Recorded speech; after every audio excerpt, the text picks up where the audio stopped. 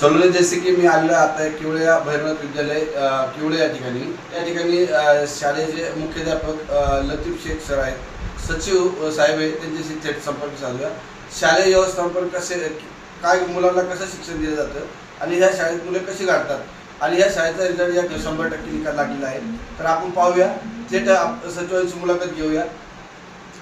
नमस्कार, मी सुनील गणपतराव शिवले, भैरवनाथ शिक्षण प्रसारक मंडळ किवळे या शाळेमध्ये सचिव म्हणून गेली 2 वर्षे काम करतो.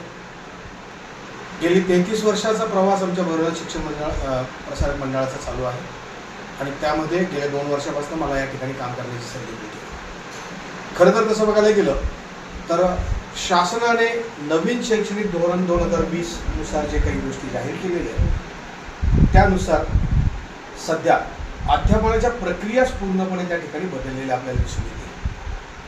प्रामुख्याने आपली पहिली जी पद्धत होती त्याच्यामध्ये घोका आणि ओका म्हणजे थोडक्यात अभ्यास करा, पुस्तकं वाचा, परीक्षा द्या, गुण मिळवा ही पद्धत त्या ठिकाणी होती. पण आत्ता जो काही प्रमुख बदल या ठिकाणी आपल्याला दिसून येतोय त्याच्यामध्ये जर आपण बघायला गेलो तर कौशल्य शिक्षणावर नवीन शैक्षणिक धोरणामध्ये मोठ्या प्रमाणात भर दिलेला आहे आणि कौशल्य शिक्षणाच्या माध्यमातून विद्यार्थ्यांचा सर्वांगीण विकास होणं, विद्यार्थी विविध कौशल्य प्राप्त करून स्वतःच्या पायावर उभी राहणं, नोकरी करण्यापेक्षा नोकरी देणारे विद्यार्थी तयार होणं, ही आपण जर बघितलं तर अप्रत्यक्ष त्याच्या मागची धारणा असलेली आपल्याला दिसून येते. आणि याच दृष्टिकोनातून जर बघायला गेलं भैरवनाथ शिक्षण प्रसारक मंडळाच्या मध्ये तसं बघायला गेलं तर आपण जर त्या ठिकाणी एक स्लोगन आहे छानशी, इंग्लिशमध्ये वाक्य आहे, if you fail to plan your plan will be fail.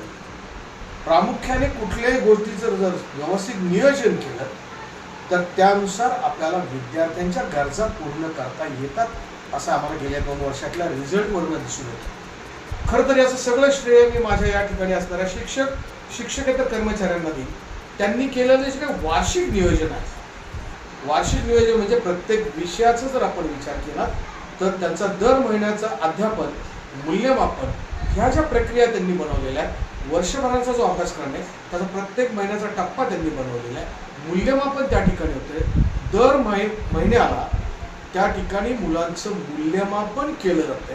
मूल्यमापनामधनं प्रगती किती होती हे त्या ठिकाणी निदर्शनास येते आणि या प्रगतीमधनं पुढे गेल्यानंतर ज्या गोष्टींमध्ये आम्हाला काही त्रुटी आढळून आल्या किंवा अभ्यास केल्यानंतर ज्या गोष्टी दिसून आल्या, प्रामुख्याने याच्यात आम्हाला भर द्यावा लागलाय तो म्हणजे पालकांचा सहभाग. आज या ठिकाणचे शिक्षक दररोज पालकांच्या संपर्कात आहेत, दर महिन्याला पालकांच्या सभा घेत आहेत आणि विद्यार्थ्यांमध्ये असणाऱ्या त्रुटी दूर करण्याचा सगळे मिळून प्रयत्न करतात. आणि याचाच परिणाम जर आज बघायला गेलं मला सार्थ अभिमान आहे या ठिकाणच्या शिक्षकेतर कर्मचाऱ्यांचा की गेली 2 वर्ष या शाळेचा निकाल हा 100% लागलेला आहे आणि ऑन एन ॲव्हरेज या ठिकाणी विद्यार्थ्यांच्या गुणांचा जर विचार केला तर 12% गुणांची वाढ ही मागच्या वर्षी झालेली आहे आणि या ठिकाणी विद्यार्थ्यांच्या गुणामध्ये 17% वाढ दिसून येते. या सगळ्या गोष्टी करत असताना प्रामुख्याने आम्ही विद्यार्थ्यांचा सर्वांगीण विकास हा एकमेव दृष्टिकोन डोळ्यापुढे ठेवलेला आहे आणि या सर्वांगीण विकासामध्ये ज्या ज्या भौतिक सुविधा देणं गरजेचं आहे त्या पुरवण्याचा या ठिकाणी सर्व संचालक मंडळांनी प्रयत्न केलेला आहे.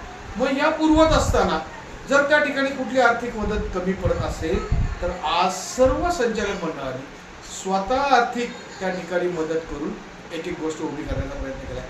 अगदी बोलकं उदाहरण सांगायचं ठरलं, अगदी आत्ताच झालेलं उदाहरण म्हणून वाचाल तर वाचाल, विद्यार्थ्यांची बौद्धिक क्षमता वाढण्यासाठी, विद्यार्थ्यांना परिपक्वता येण्यासाठी म्हणून विद्यालयाने सगळ्यात मोठा उपक्रम आता एक वेळेला हाती घेतला तो म्हणजे विद्यालयाचे ग्रंथालय. आज ग्रंथालयामध्ये जवळजवळ 1250 पुस्तकं आहेत आणि विद्यार्थ्यांच्या या माध्यमातून त्यांच्या सर्वांगीण विकासासाठी मग त्या ठिकाणी अभ्यासक्रमाची पुस्तकं तर आहेतच, त्याच्या व्यतिरिक्त जे यशस्वी उद्योजक आहेत, जे विचारवंत आहेत, या सगळ्यांची पुस्तकं प्रामुख्याने त्या ठिकाणी आणली आणि विद्यार्थ्यांना या निमित्ताने चालना मिळणार आणि या सगळ्यांचा उपयोग त्यांच्या शैक्षणिक विकासासाठी नक्की होणार आहे. हा आम्हाला या ठिकाणी आलेला आहे. एक उपक्रम करताना या सगळ्या गोष्टी होतात. एक बोलकं उदाहरण तुम्हाला फक्त मी या निमित्ताने दिली. आज जर आपण बघायला गेलो शालेय शैक्षणिक धोरणामध्ये शारीरिक शिक्षणाचे तास दिलेले आहेत. आज माझ्याकडे असणारा जो काही वयोगट आहे तो 15 वर्षापर्यंतची मुलं आणि मुली. आज जर आपण भारतीय हवामानानुसार भारतीय विद्यार्थ्यांच्या शरीर रचनेचा जर विचार करायला गेला तर याच्यामध्ये टीन एज ग्रुप असं म्हटलं जातं. तर टीन एज ग्रुप म्हणजे काय? 13 to 19. पुन्हा एकदा मी सांगतो, 13 to 19 याच्यामध्ये विद्यार्थ्यांचा विकास हा प्रामुख्याने होत असतो. म्हणजे त्याच्या हाडांची वाढ होणं, त्यांच्या स्नायूंची वाढ होणं आणि ही वाढ प्रामुख्याने करणं हा जो काही उद्देश आहे हा शालेय काळामध्ये केला जातो. त्यानंतर स्नायूंची क्षमता वाढवणं, त्याच्यानंतर कौशल्य विकसित करणं हा पुढचा टप्पा आहे. पण शालेय टप्प्यामध्ये प्रामुख्याने या टीन एज ग्रुपमध्ये स्नायूंची आणि शरीराच्या असणारे जे काही वेगवेगळे हाडं आहेत यांची वाढ करण्यासाठी म्हणून प्रामुख्याने काम करणं ही गरज आहे. आणि त्याच्यानंतर मग कौशल्यावर तुम्हाला जायचं आहे. मग कौशल्य खेळासाठी असू द्यात, त्यांच्या सर्वांगीण विकासासाठी असू द्यात, त्यांच्या भरतीसाठी असू द्यात किंवा कुठल्याही शारीरिक क्षमतांच्या चाचण्या देण्यासाठी असू द्यात. आज मी या दोनच भरत्यांचा विचार करणार नाही आहे. मला सगळ्यात पहिल्यांदी आज आपल्याकडे जी काही आयुष्यमान पातळी आहे ती 65 ते 67 वर आलेली आहे, ती पुन्हा 100 कडे कशी जाईल या दृष्टिकोनाने विचार करणे काळाची गरज आहे. दुसरा महत्त्वाचा भाग आहे, फक्त चाचण्या देण्यापुरते विद्यार्थी तयार करायचे नाही आहेत, पण कुठल्याही क्षेत्रामध्ये त्याला त्या ठिकाणी किमान म्हणजे अगदी कंपन्यांमधलं उदाहरण घ्या, वेगळ्या ऑफिसमधलं उदाहरण घ्या, त्याला सलग 8 तास त्या ठिकाणी काम करता आलं पाहिजे, तेवढी त्याची शारीरिक क्षमता तयार झाली पाहिजे. आणि त्या दृष्टिकोनातनं विद्यार्थ्यांना सवयी लावणं हे शाळेतल्या शारीरिक शिक्षणामधलं काम आहे. आणि त्या दृष्टिकोनातनं सुद्धा त्या ठिकाणी जे काही टाइमटेबल आहे, जे काही तासिका आहेत त्या तासिकांचं नियोजन केलेलं आहे आणि त्यातनं विद्यार्थ्यांच्या विकासासाठी आम्ही प्रयत्न करतो. आणि मग त्यातनंही मूल्यमापन केलं जातं. मूल्यमापन करताना त्यांचे जे काही शारीरिक कौशल्य आहेत ती किती विकसित झाली याच्यावर प्रामुख्याने भर दिला जातो. मग शारीरिक कौशल्यामध्ये जर बघायला गेलं तर वेगवेगळ्या ॲबिलिटीज ज्या आहेत त्याच्यामध्ये फ्लेक्झिबिलिटी आहे, स्ट्रेंथ आहे, स्टॅमिना आहे, स्पीड आहे, बाउन्सिंग कॅपॅसिटी आहे, या गोष्टींचा प्रामुख्याने विचार केला जातो.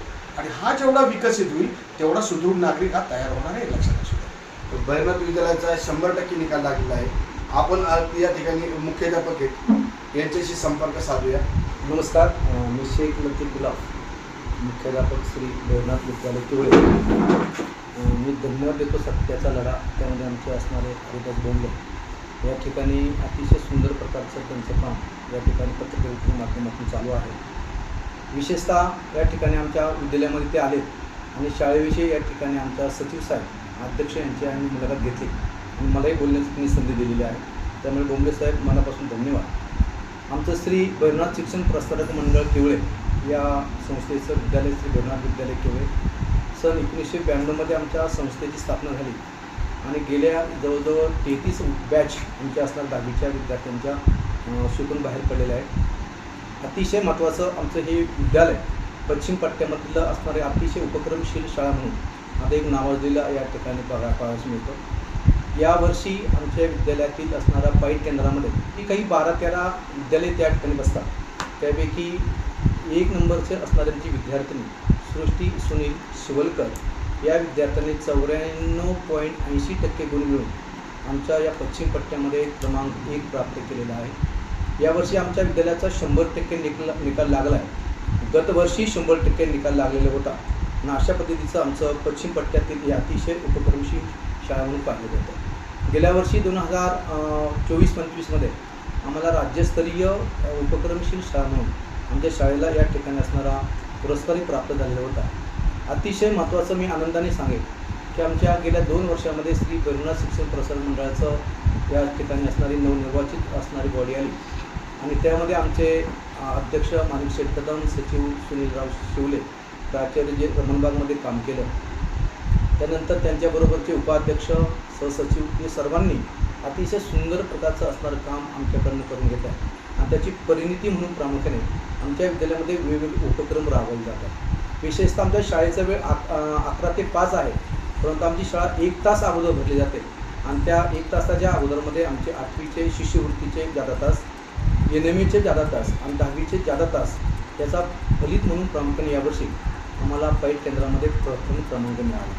नवे याच्या माध्यमातून जर आपण भौतिक विकासाच्या माध्यमातून आपण पाहिलं तर आमच्या असणाऱ्या 3 वर्गामध्ये डिजिटल स्कूल अशा पद्धतीचे असणाऱ्या प्रमुख हा उपक्रम राबवला जातो. आमच्याकडे पिंपरी चिंचवडच्या नगर असणाऱ्या रोटरी क्लबने गेले जवळजवळ 3 ते 4 लाखाची असणारी अद्ययावत अशी आमच्याकडे प्रयोगशाळा बघायला मिळते. आमचे आदरणीय सचिव सुनील शिवले यांच्या माध्यमातून आमच्याकडे 3D मशीन जेणेकरून खेड तालुक्यामधून अपवादात्मक असा एक अभ्यासक्रम आमच्या विद्यालयामध्ये शिकवला जातो.